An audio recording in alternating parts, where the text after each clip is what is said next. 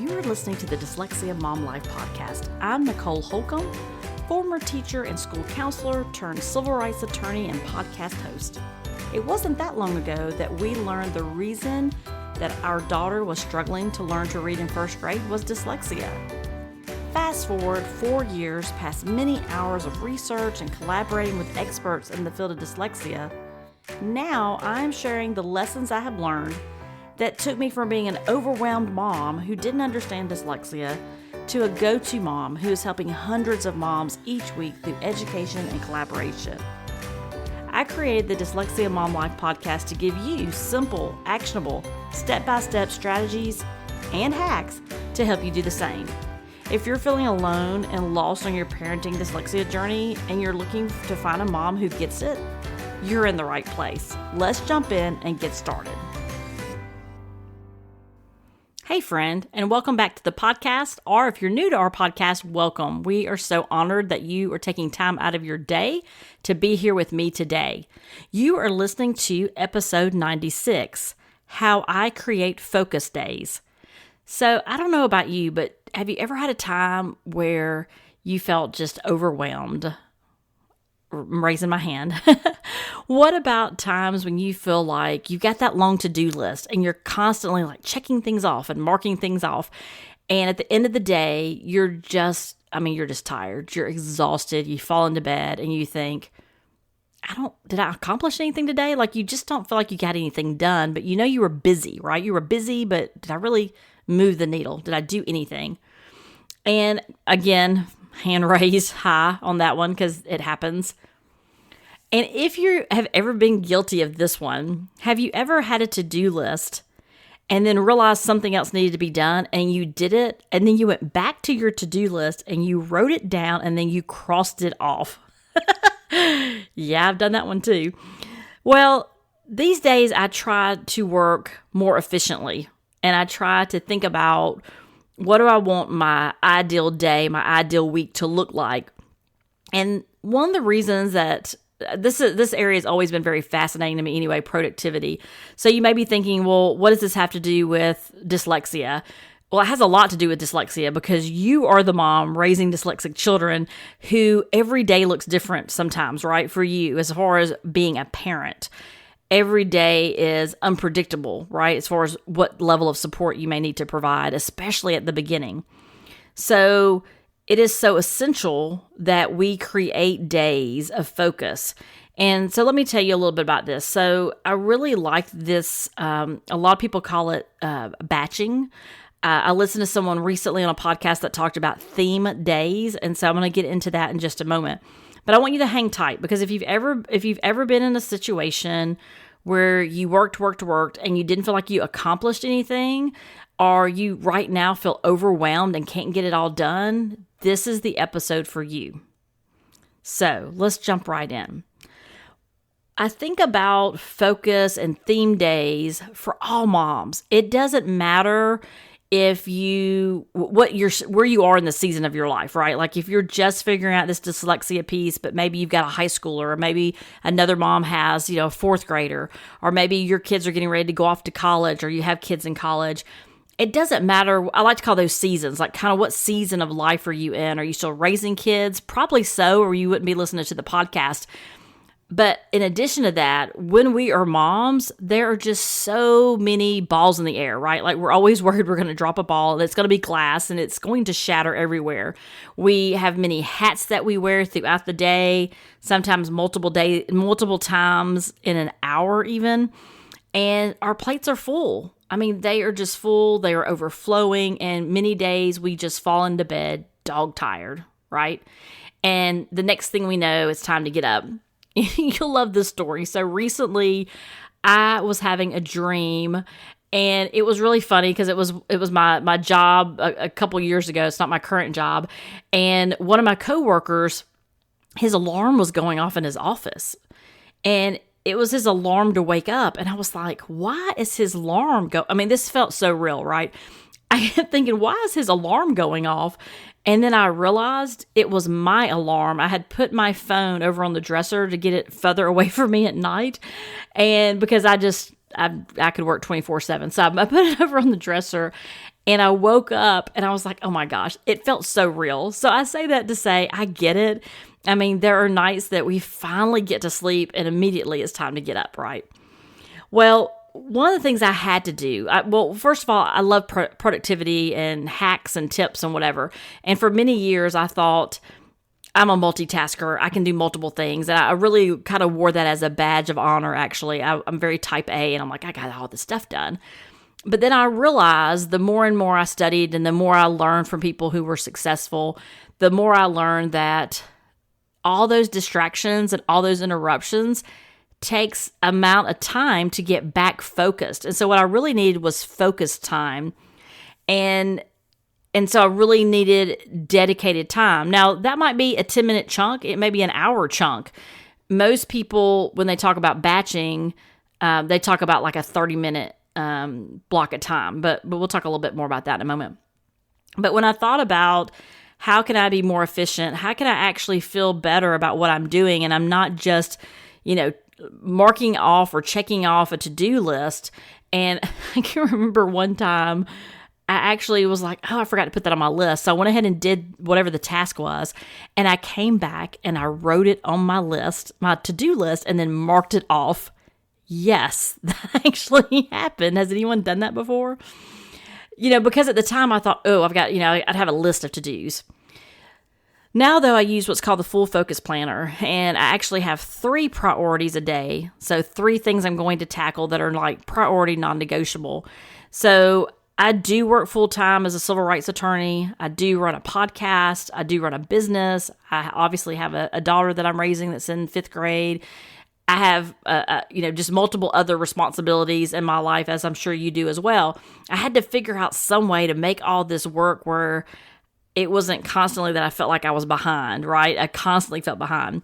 So I started following a couple entrepreneurs that do these, they call it like batching their day. And like I said, recently someone had said they do theme days. So it doesn't, you can use it in all seasons of your life, but you can also use it no matter what your life looks like. So for example, if you're a stay-at-home mom, you could batch or have theme days or focus days. Let's say that Monday, you're going to sit down and spend, of course you put in your time, taking kids to school and picking kids up and going to soccer and all those things. But in the time of your calendar where you can block your time, there's time blocking, and then you batch stuff. So when you batch something, it's just doing things that are similar. So I don't know about you, but I'm bad about starting something on one part of my house, and then the next thing I know, I'm in the laundry room, and then the next thing I know, I'm starting to unload the dishwasher, and then 10 minutes later, I go in the living room to answer a question from my daughter, and then I end up, folding blankets or whatever. So, but we're working in different locations or whatever, but it's not always the most effective use of our time. And that's when we literally just fall in the bed thinking, did I get anything done today? So on those batching days, or on those time blocks, and most people say time blocks are best done in like 30 minutes. Some people do an hour, but they really, a lot of the research says that you have to have mind breaks to help you. I do use a focus app sometimes, and it helps. It'll be like a 25-minute block and then a 5-minute break, and then a 25-minute block and a 5-minute break. And I believe on the 4th 25-minute, then I think it gives you a longer break, like another 20 minutes or so. That helps to use that app. That helps me too. Just once I decide what I'm going to do, then I'm able to use that app to kind of keep me on time.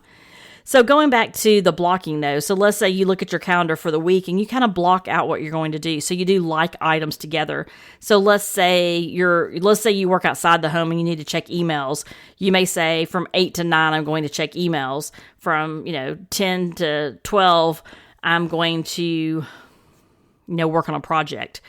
At home, it may be, I'm going to Monday is going to be, laundry day. Wednesday is going to be laundry day. Maybe Tuesdays and Thursdays is going to be, meal prep days. Or, maybe Monday is Money Monday. And so you're batching out and blocking out time to look at your finances and look at your budget.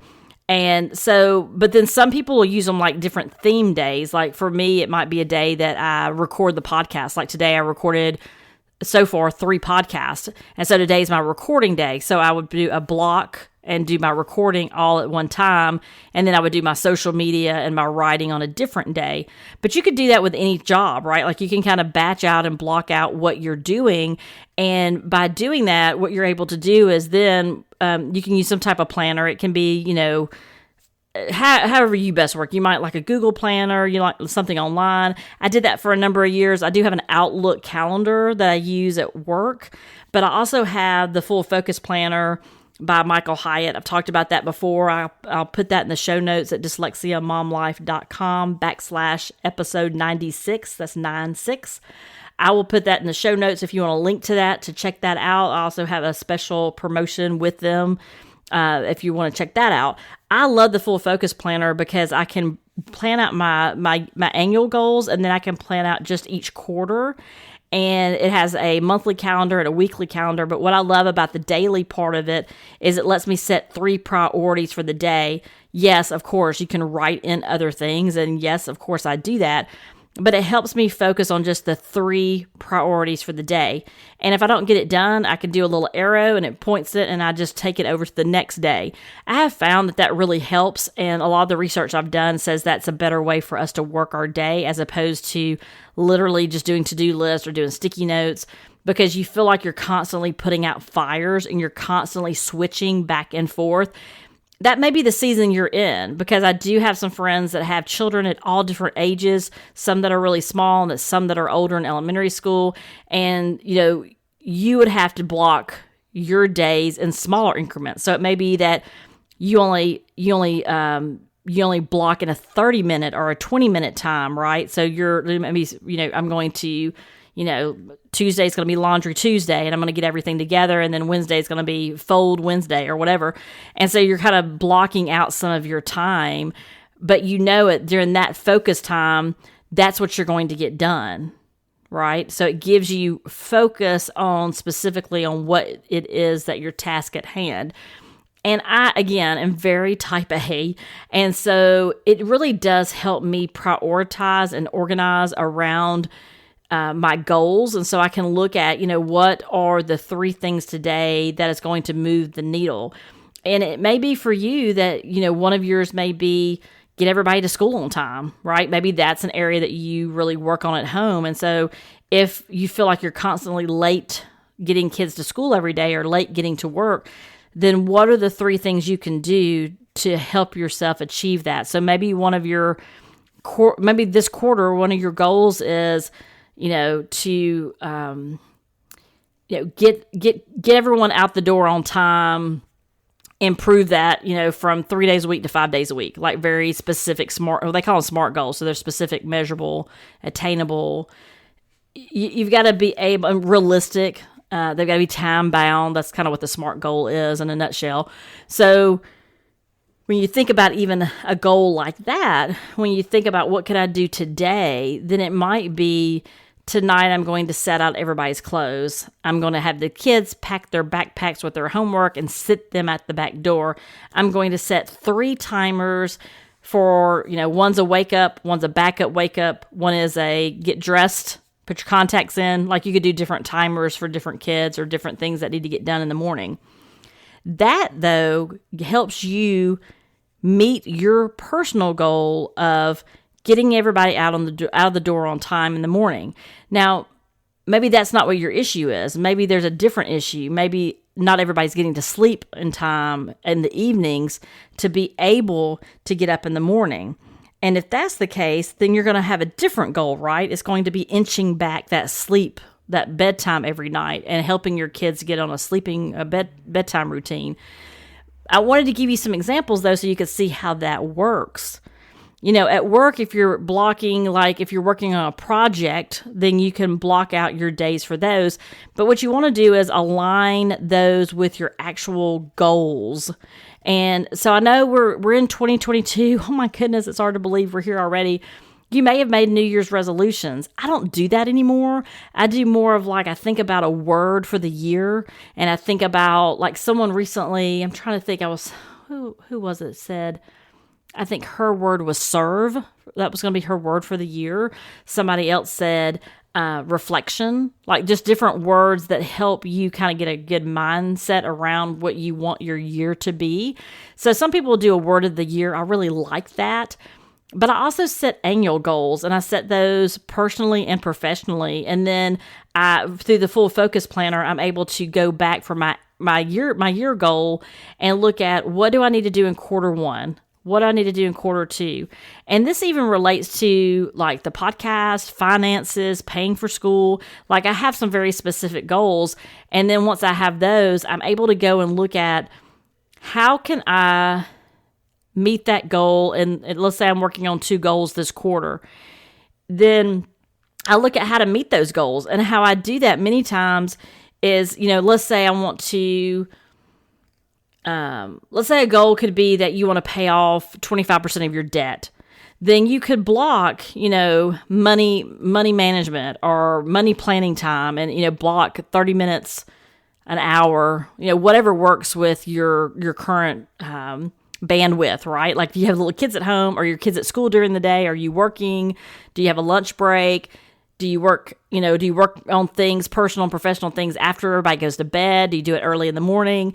So you would set your calendar up. And I like a hard copy calendar now because I love to physically write things out and mark on, just physically write things. And some of the research I've read has said that the actual action of writing stimulates our brains as opposed to typing it in a like a desktop or a laptop or your phone even into your Google Calendar, for example. You could use both if you wanted to. I love the full focus planner though because I can plan out my year and then plan out each quarter. I get a different book every quarter and then I can really focus in on what do I need to accomplish. But the more I thought about focus days, you could call it a focus day, a theme day. What you're really doing is you're blocking your time and you're batching your work.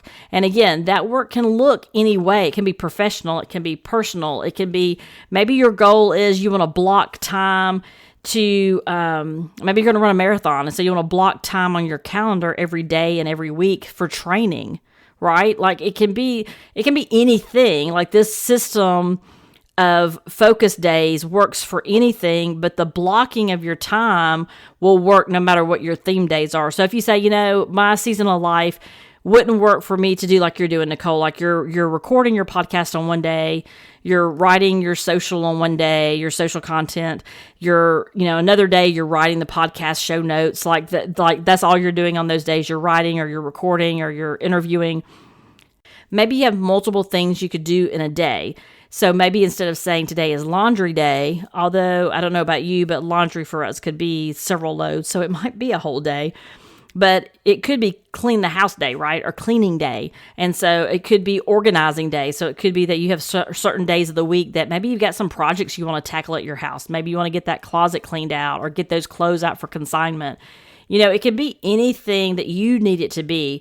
So I just challenge you to look at, do you feel overwhelmed? Do you feel like you're falling into bed and you don't feel like you're getting anything accomplished?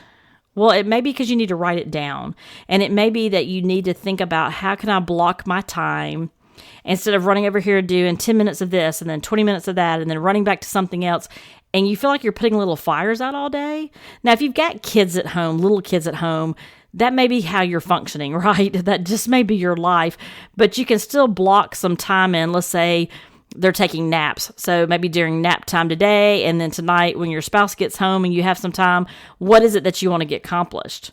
Maybe it's reading Wednesday. So Wednesday is going to be your day to relax and read. Like, whatever is your thing is what you need to think about. So what is it that you want to get accomplished? Or do you have any goals that you are wanting to accomplish personally or professionally? And if you haven't really thought about this yet, it's a great time to think about this. We're already, getting into 2022 at this point. We're into February. It's a great time for you to really sit and think about, okay, so let me kind of, run this back and figure out, what, if you want to do a word of the year, I think that's really cool. I think you could definitely do that. It's never too late to do that and kind of focus your energy that way. And then from there, writing down, here are the activities that you kind of group together, your task that you have to get done. And then you could block those tasks and then batch them together. So they're like activities you do together is what batching is. And like I said, you can always do a focus day, a theme day. It could be, we used to do Fun Friday at our house. So when our daughter would get out of school, my mom would pick her up. They would go do something fun. They would do something together. Like I said, it could be Money Monday, like whatever you want it to be, whatever you need it to be. But I would say, think about where you can put like items and tasks together.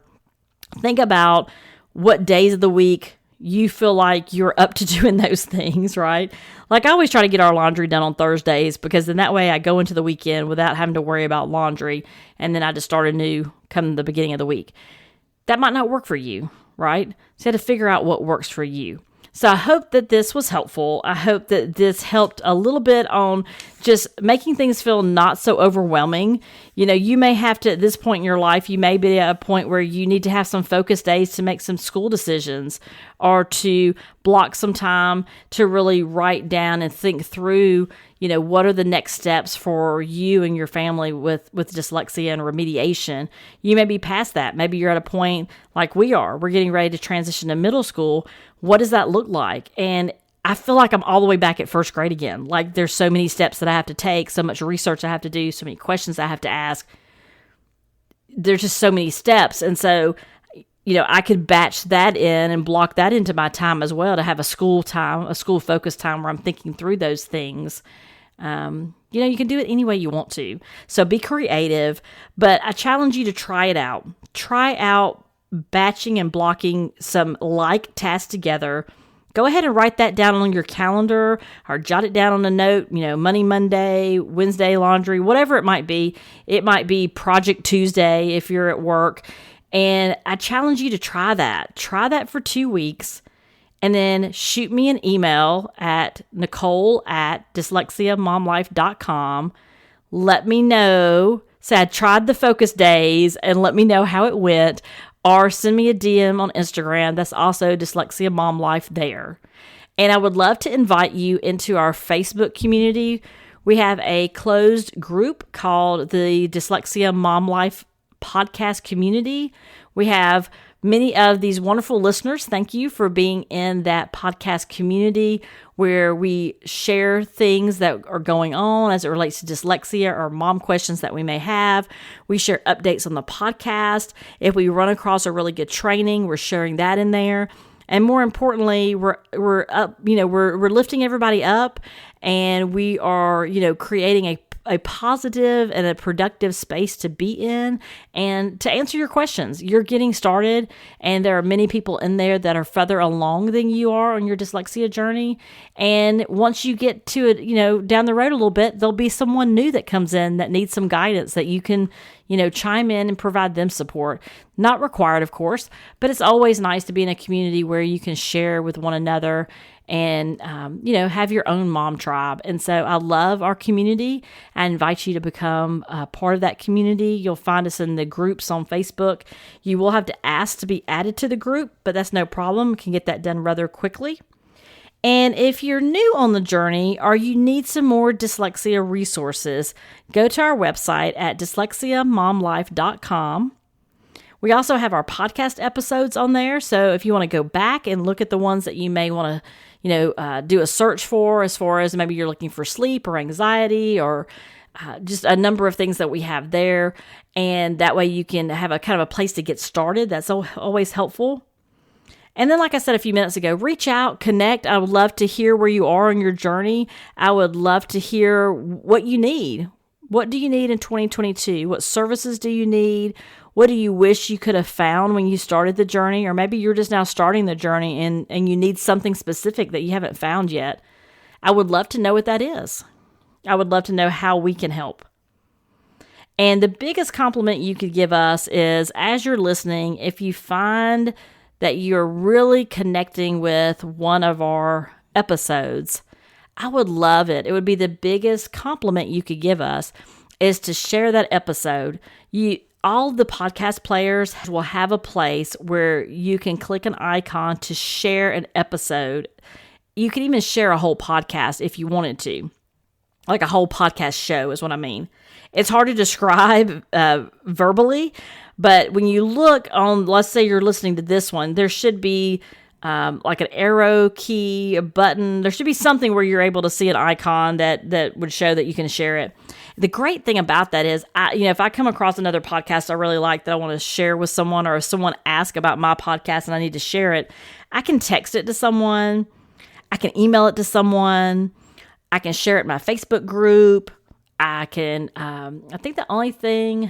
if I wanted to share it to Instagram, I don't think I could do that. I think I would have to do a screenshot of my screen and then share that as a photo. I think that's what I would have to do. So you could do that too. And you can tag us if you want to. We're on all the platforms at Dyslexia Mom Life. You don't have to tag us. If you do, that's fine. That would be amazing. But to me, it's more about the sharing, because if you think about dyslexia, if you've been around, a minute, you have probably heard people say that 1 in 5 are said to be dyslexic. So if you think about your community, your Facebook community, your social community, wherever it is that you hang out and that you connect with people, even if that connection is through a shared text message or whatever that might be, 1 in 5 either has a child with dyslexia or has a child and doesn't know it yet. And by sharing this with them, you could really open their eyes to information that they need. So we would love to serve that way. We love providing the podcast, and that would be just the big compliment. We would so appreciate that. And we want to get the word out to more people. It's sometimes hard to find something that you really resonate with. And so for you to speak up and say, yes, this is something of interest that I'm listening to, that really means a lot to your friends and family, and they'll listen to you for that. So thank you so much for being here today. Again, if you're new, welcome. And we are so glad to have everyone here along this journey with us. If you need anything, reach out and let us know. And remember, have a wonderful week, and you got this.